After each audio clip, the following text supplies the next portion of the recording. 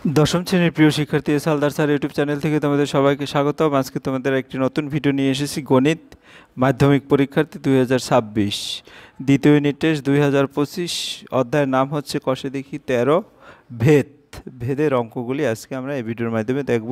এই অধ্যায়ের সকলের গাণিতিক সূত্র দেখাবো এবং 1 থেকে 10 নং প্রশ্ন তথা 1 থেকে 8 নং প্রশ্নের গাণিতিক বিশ্লেষণ সমাধান দেখবো। কাজে তোমরা যারা এখনও আমার এই চ্যানেলটিকে সাবস্ক্রাইব করনি তারা এখন এই চ্যানেলটিকে সাবস্ক্রাইব করে বেল আইকনটি প্রেস করে দাও।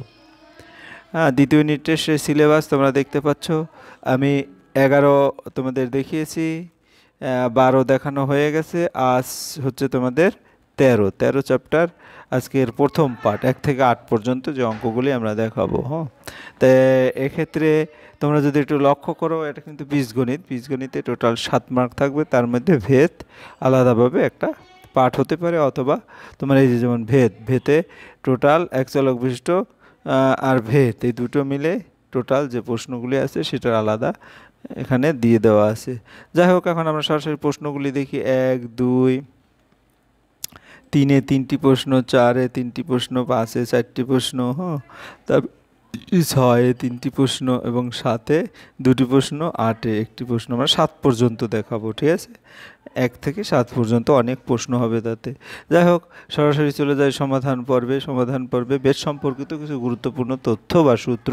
সরল ভেদ: যদি দুটি পরস্পর সম্পর্কযুক্ত চলরাশি এক্স ও ওয়াই হয়, এমন হয় যে এক্স বাই ওয়াই ইকুয়াল কি অশূন্য ধ্রুবক হয়, তখন বলা যায় যে এক্স ও ওয়াই সরল ভেদ, অর্থাৎ ডাইরেক্ট ভেরিয়েশনে আসছে। লেখা হয় এক্স অনুপাত ওয়াই। অশূন্য ধ্রুবকটিকে ভেদ ধ্রুবক বলা হয়। এক্ষেত্রে এক্স বৃদ্ধি পেলে ওয়াই বৃদ্ধি পাবে, এক্স হ্রাস পেলে ওয়াই হ্রাস পাবে। ব্যস্ত ভেদ: যদি দুটি সম্পর্কযুক্ত চলরাশি এক্স ওয়াই এমন হয় যে সর্বদা এক্স ওয়াই ইকুয়াল কে অশূন্য ধ্রুবক হয়, তখন বলা হয় যে এক্স ওয়াই ব্যস্ত ভেদে, অর্থাৎ লেখা হয় এক্স প্রপোর্শনাল বা এক্স অনুপাত 1/y, এবং অশূন্য ধ্রুবকটিকে বলা হয় ভেদ ধ্রুবক।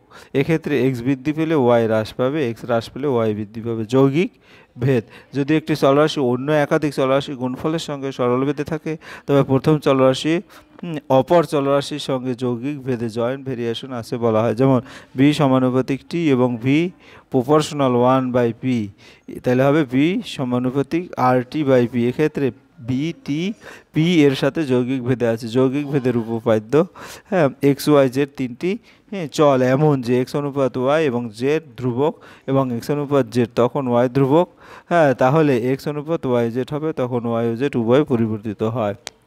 যাই হোক, আমরা 1 নম্বরের প্রশ্ন দেখি। এ ও বি সম্পর্কিত মানগুলি: এ এর মান যখন 25, বি এর মান তখন 10, এর মান যখন 30, বি এর মান তখন 12, এভাবে দেওয়া আছে।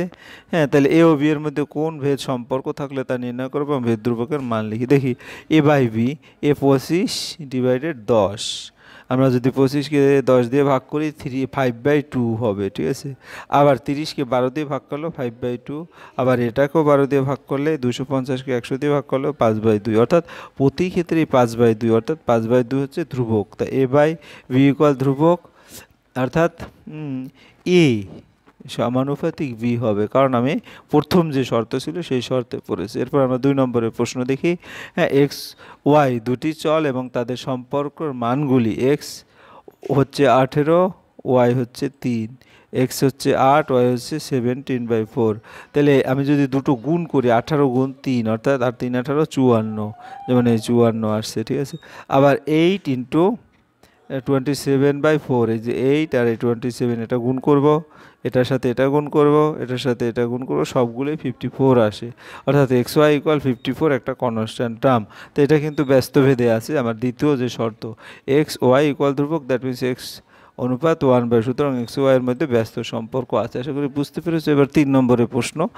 বিপিন কাকুর ট্যাক্সি 25 মিনিটে 14 কিলোমিটার পথ অতিক্রম করে। একই গতিবেগে ট্যাক্সি চালিয়ে 5 ঘন্টায় তিনি কতটা পথ যাবেন তা ভেদ তত্ত্ব প্রয়োগ করে হিসাব করে ধরি।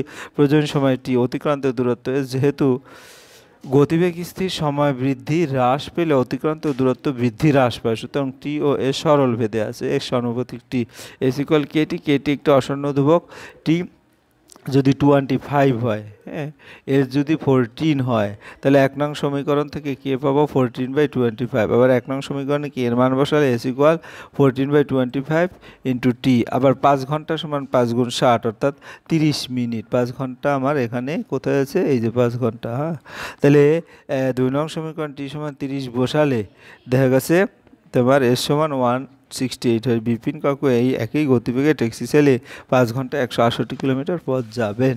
এরপর 3-2 আমাদের স্কুলে প্রথম শ্রেণী 24 জন শিশুদের মধ্যে এক বক্স সন্দেশ এমনভাবে ভাগ করে দিলাম প্রত্যেকে 5টি করে সন্দেশ পেত। যদি শিশু সংখ্যা 4 জন কম হতো তবে প্রত্যেকে কতগুলো গোটা সন্দেশ পেত তা ভেদতত্ত্ব প্রয়োগ করে হিসেব করে। ধরি শিশুর সংখ্যা a জন এবং সন্দেশ সংখ্যা b।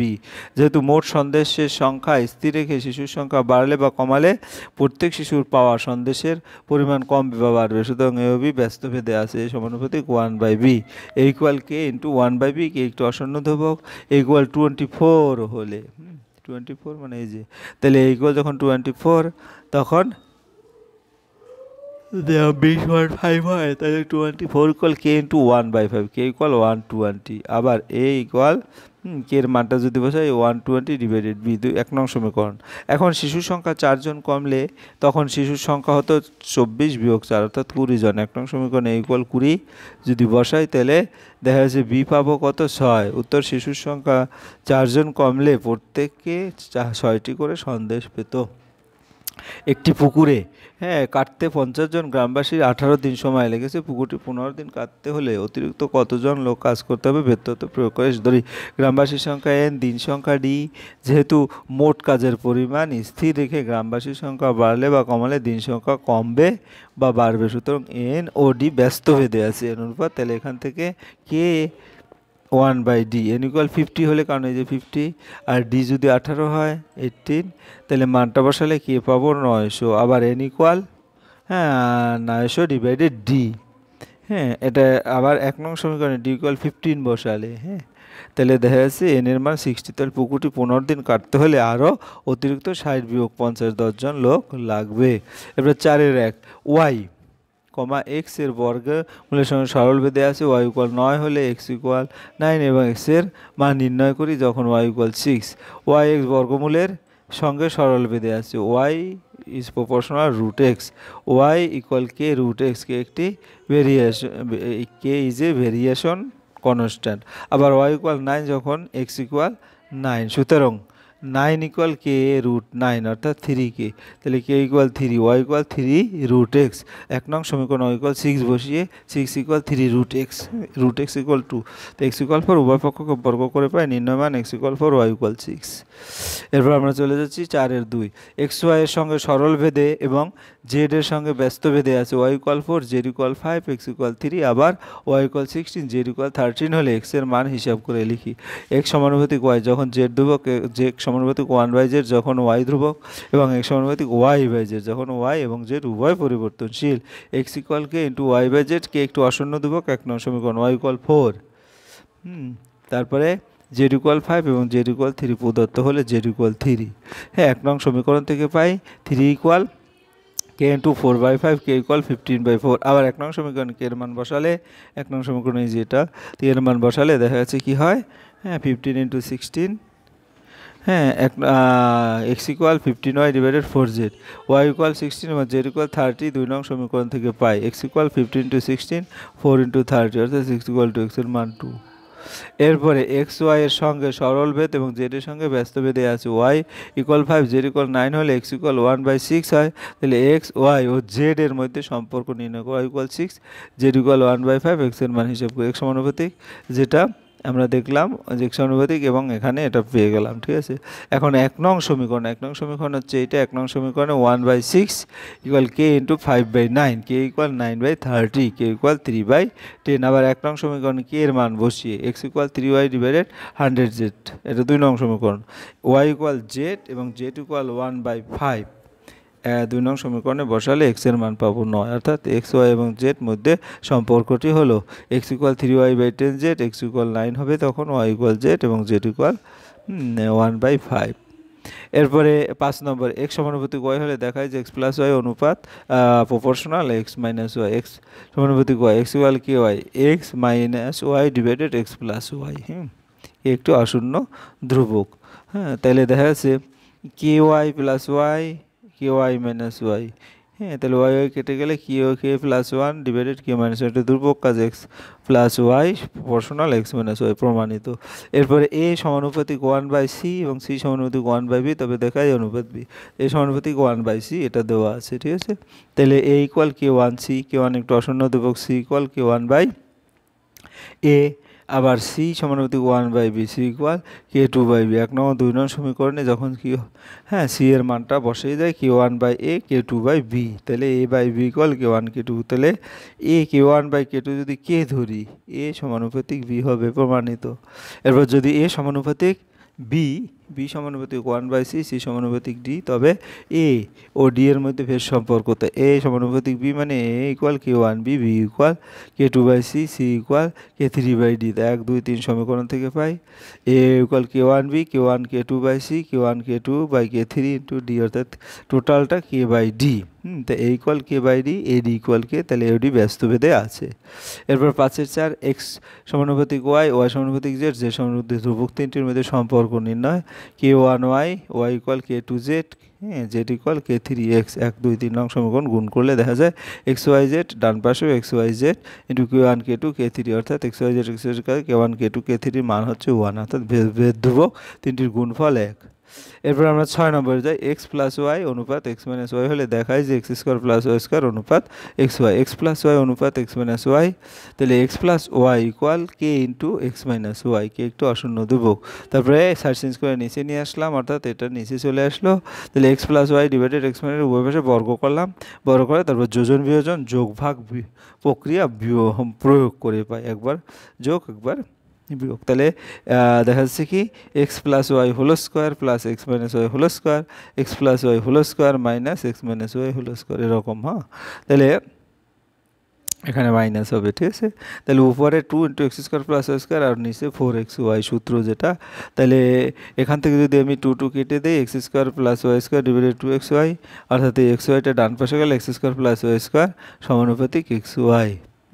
এরপর 2 নম্বর X cube Y cube plus X cube minus Y cube, এরকম যদি হয় তাহলে এই তথ্যটা দেওয়া আছে x plus Y equal K into X Y, এক পাশে নিয়ে আসলাম। হ্যাঁ, অর্থাৎ ওয়াই কমন নিল 1 প্লাস কে, এক্স কমন নিল 1 মাইনাস কে, তাহলে x by Y equal 1 plus k divided 1 minus k. X by y একটা ধ্রুবক ধরলাম, তারপরে x cube by y cube সমান পি কিউব, তাহলে x cube plus y cube, x cube যোজন বিয়োজন করে p cube plus 1 p cube minus 1, অর্থাৎ এটা টোটালটা একটা ধ্রুবক, তাহলে এরা সহানুপাতি রূপে লেখা যায়। এরপর 3 নম্বর a x plus b y, হ্যাঁ সমানুপাতিক P x minus q y. তাহলে এখানে দেওয়া আছে এক্স প্লাস ওয়াই অনুপাত এক্স মাইনাস ওয়াই, সেখান থেকে কে, তারপরে কী করলাম আমরা এক পাশে নিয়ে আসলাম, ওয়াই কমন নিলাম, এক্স বাই ওয়াই 1 প্লাস কে, তারপরে কী করব, হ্যাঁ X by Y equal M ধরি, তাহলে এ এক্স ইকুয়াল এম ওয়াই। তাহলে এখানে মানগুলি বসিয়ে দিলে দেখা যাবে M plus B P M plus Q, ধ্রুবক কাজে এক্স সমানুপাতিক P X plus Q Y. হ্যাঁ, এবার 7 নম্বর A square plus B square সমানুপাতিক এ বি হলে প্রমাণ করি এ প্লাস বি অনুপাত এ মাইনাস বি, এরভাবে আছে কে বি। তাহলে নিচে এ বি নিয়ে আসলাম, 2 দ্বারা গুণ করলাম, তাহলে এ প্লাস মানে যোজন বিয়োজন করলাম, A plus B whole square A minus B whole square, ডান পাশে একটা ধ্রুবপদ, that means A plus B অনুপাত এ মাইনাস বি, সহজ একটা। এরপরে 7-এর 2 এই দুটো আছে, প্রমাণ করি এক্স প্লাস ওয়াই কিউব অনুপাত এক্স মাইনাস ওয়াই। তাহলে এর দুটো দেওয়া আছে, তারপর আমরা কি করব কেটাকে এক পাশে নিয়ে এসে তারপর যোজন বিয়োজন করব 2x কিউব, হ্যাঁ তারপর ঘনমূল করব, ঘনমূল করলে এক্স বাই ওয়াই সমান এরকম আসবে। তো এটা টোটালটা একটা নতুন ধ্রুবপদ ধরলাম X plus Y X minus Y, ঠিক আছে এক্স প্লাস ওয়াই অনুপাত এক্স মাইনাস ওয়াই। এই হচ্ছে তোমার টোটাল ভিডিওর। যদি একটু স্পিডে গেলাম, কিন্তু তোমরা যদি একটু ভালো করে বেস তোমাদের কমপ্লিট থাকে, তোমরা যদি ভালো করে ক্লিয়ার সূত্রগুলি যে বুঝে নাও, তাহলে কিন্তু অনায়াসে পারবে এবং সকল সূত্রও জানতে হবে। যাই হোক, তোমরা যারা এখন আমার চ্যানেলটিকে সাবস্ক্রাইব করো না, প্লিজ প্লিজ প্লিজ চ্যানেলটিকে সাবস্ক্রাইব করে বেল আইকনটি প্রেস করে দাও। ভিডিওটি দেখার জন্য অসংখ্য ধন্যবাদ। ভিডিওটি ভালো লাগে লাইক কমেন্ট শেয়ার করতে বলো না। আজ এই পর্যন্তই, ধন্যবাদ সবাই।